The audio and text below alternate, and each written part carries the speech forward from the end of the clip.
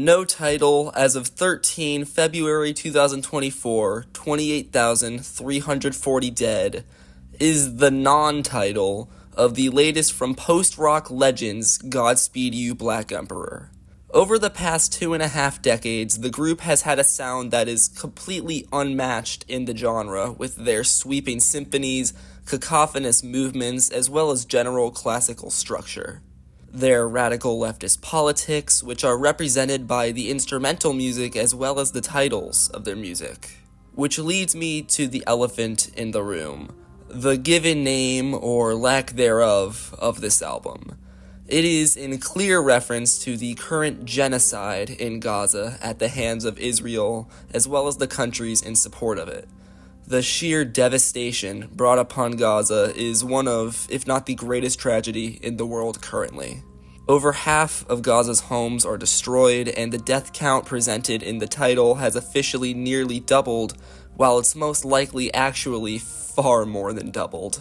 Around half of those deaths are children, and that isn't even considering the over 100,000 people either injured or missing. The sheer scope and intensity of this horrific, disastrous nightmare that haunts hundreds of thousands of innocent people daily is too massive to be accurately and adequately discussed in this little album review.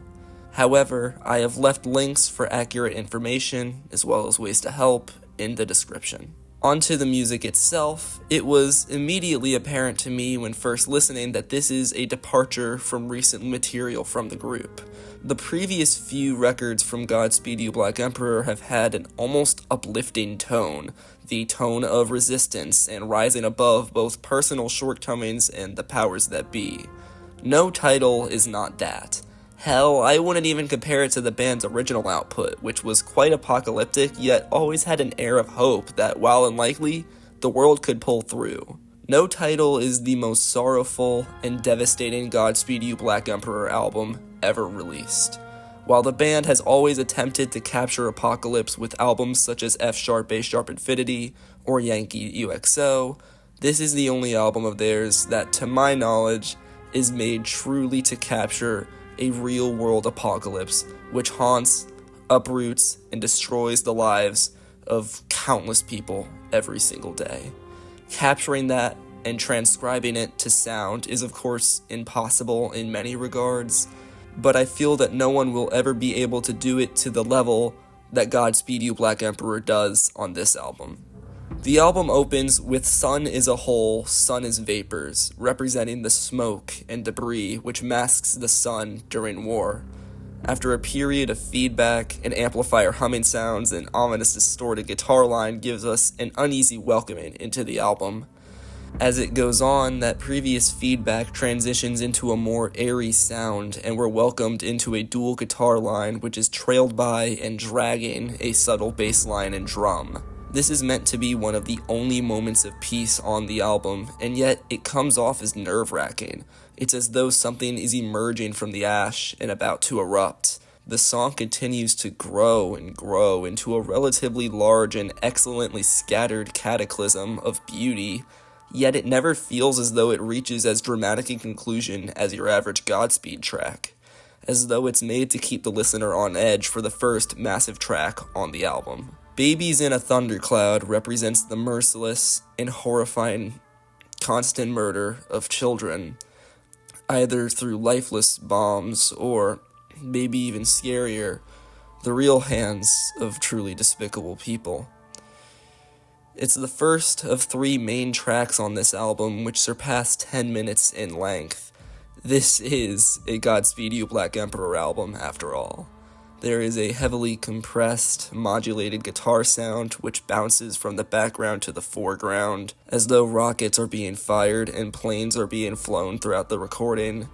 The beginning of this track remains minimal, with only a few unfiltered guitar sounds peeking through. But once the bass and drums come in, the build of the track is seemingly unending. Soon, the minimal guitars are given a quick breather before coming back incredibly distorted and grand. More string instruments back it up, and the intensity of the drums grow to add to the hugeness of the track.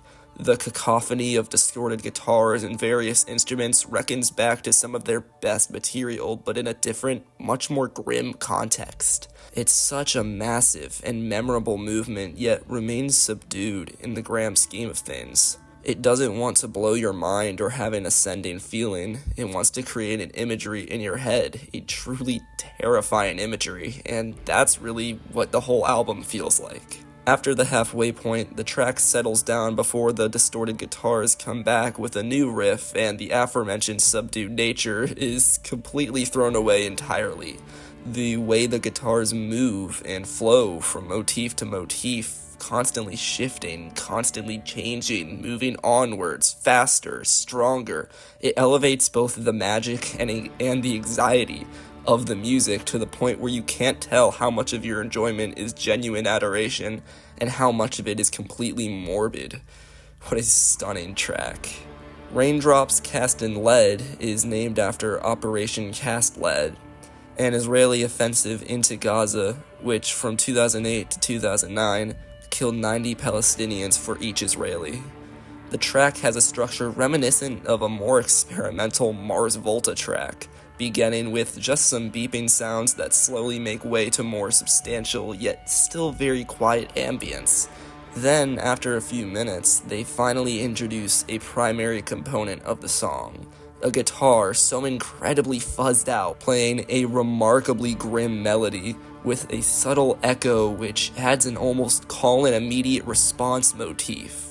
It doesn't take long for the drums and strains to follow along and build up to the song's first major climax. A climax which features a noisy drum backing to a now cluster of differing yet all fantastic guitars as well as ever-evolving strings. The intensity continues to grow yet flutters away before reaching its full potential, making way for a somber, compressed guitar medley and a poem read in Spanish adding much description for the song's title. This guitar grows more and more fuzzed out over time as the strings swell a bit more and the drums grow a little more abundant. Though before reaching the song's final climax, we are given a minute to resonate with the strings and the guitars. Finally, we reach a definitive build-up, the pounding drums with a notable snare on 2 and 4, and the guitar becoming very fluid and distorted and more high-pitched are notable elements which make this complete. Soon enough, the guitar is just full-on noise with such a destructive feel to its harsh tone. After a lengthy, fantastic climax to this track, we fizzle out with all the noise elements reaching its conclusion with an ominous, lingering sound. Broken Spires at Dead Kapital is by far this album's shortest moment, coming in at only 3.5 minutes, but it leaves a lasting impression. Despite just being a prelude to the next track on this album, it is so ominous on its own. The lo-fi and slightly modulated strains which make up most of the songs sound like they came from an old, broken-down cassette tape, and it leaves some devastating imagery. The strings are so strikingly dark and depressing. The ending with the brutal and sparse percussion and low drones is a fantastic way to transition into the next track. However, I do have to wonder if this is really just a prelude to the next track. Despite how fantastic it is, why was it not just included in the next track? What about it makes it separate when many of its elements are just continued in the beginning of the next track? Structural nitpicking aside, this may be the single most apocalyptic song on the whole album. After the bombastic climax of the previous track, being hit with such a soul-crushing song so immediately after is the emotional whiplash and pacing brilliance I expect from this band. But let's talk about the song that Broken Spires is a prelude to. Handedly my favorite on the album, Pale Spectator Takes Photographs, is named after the journalists in Gaza capturing the war and genocide. This is one of the most well-recorded genocides in history and one of the easiest to become knowledgeable on thanks to the dedication and bravery of journalists. As I previously mentioned, the track begins where Broken Spires left off. The first few minutes of this song are so intimidating, with sparse, nearly out-of-tune strains with whimpering and ghastly electronics and minimal drumming. Soon enough, the guitars are introduced, but not how they usually are. Usually, when a guitar enters a track on this album, it begins a major movement. Here, they only add to the haunting drones of this early track. Soon enough, though, we do get a classic Godspeed buildup, a very specific guitar tone, great bass line and drums, and dissonant strains progress further and further in monstrous repetition. Soon, these dastardly electronics have a brief call and response over the track, and you ready yourself for a classic sudden Godspeed You Black Emperor climax. Instead, you are met with a thunderous noise guitar and constant ride bells blasting over the previously established track, with cacophonous breaks in between. What a total shifting of expectations. This goes against so much of what I know about Godspeed's formula in the best of ways. It almost reminds me of something I'd see in a Swans trilogy track, which is a style I never thought this band would ever attempt to recreate. Of course, this doesn't last forever, as it does transition into a more traditional Godspeed build, but of course, this traditional build also happens to be one of the most emotional and melodramatic moments on the whole album. Man, is this part of this one song one of the saddest things I have heard all year. The melody, the progression of it all is just so hopeless feeling. But it all shifts into another build before a climax is even able to be reached, with a heaping pile of noise backing a memorable guitar line, and soon an excellent back and forth between a moody string and minimal second guitar bit. And man, when the strings start playing what the first guitar is doing, what a moment. But before erupting in typical Godspeed fashion, the build-up just stops. The strings and the guitar go solo. But even the way it slows down is haunting. There's a chord that just feels like the perfect end, but afterwards the song just continues to fizzle out and drain itself of life over a whole nother minute. This song feels like a counter medley to everything I know about this band's style and structure and formula in all of the best of ways. It's like listening to the song is finding out the murderer in a murder mystery 10 times over. And it all leads to the album's closer and only single, Gray Rubble, Green Shoots, representing that despite all the destruction and debris, plant life is still growing, an obvious metaphor for life moving onwards. Which makes sense, as this is the most optimistic song on the album. I can sense a sort of narrative in this album's structure. The first 3 tracks establish the devastation of war. Broken Spires is the moment where everything seems hopeless. Pale Spectator is when the people all finally collectively realize how horrible this catastrophe is. And this closer is the growing resentment and protest towards the governments of the United States and many other countries just being okay with all of this. Unlike any other song on the album, Gray Rubble, Green Shoots is very immediate. It begins with these loud and striking distorted strings. Within a minute and a half, we reach a noisy yet beautiful melody that the song is built on. Pounding drums lead us into the massive climax of this sheer opus. This is the album's most ascending, most uplifting moment. It would genuinely fit on Skinny Fists, a far more ascending album than this. About halfway through, the massive uproar of the song concludes, and a slow, deprecating guitar comes in to bring us back to reality. This devastation is still happening. The United States and many other countries are still supporting it. The album never decides to bring us back to that same ascending place as before.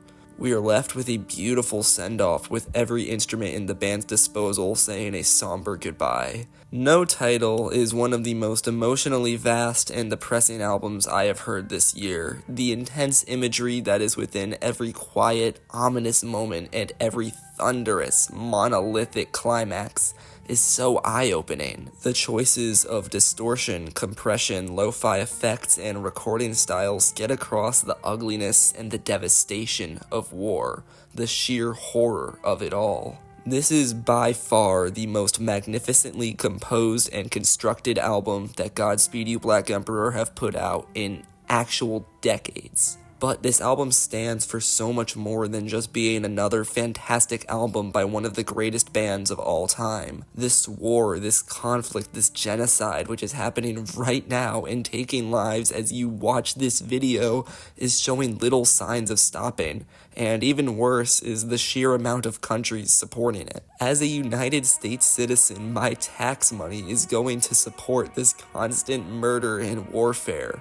It is an existential dread and helplessness to be aware of this horrific event and be able to do very little. All we can do is protest, discuss, spread awareness, and make art. And that is what this album is all about. I am going to give No Title as of 13 February 2024, 28,340 dead, a score of 9 out of 10. And that is all.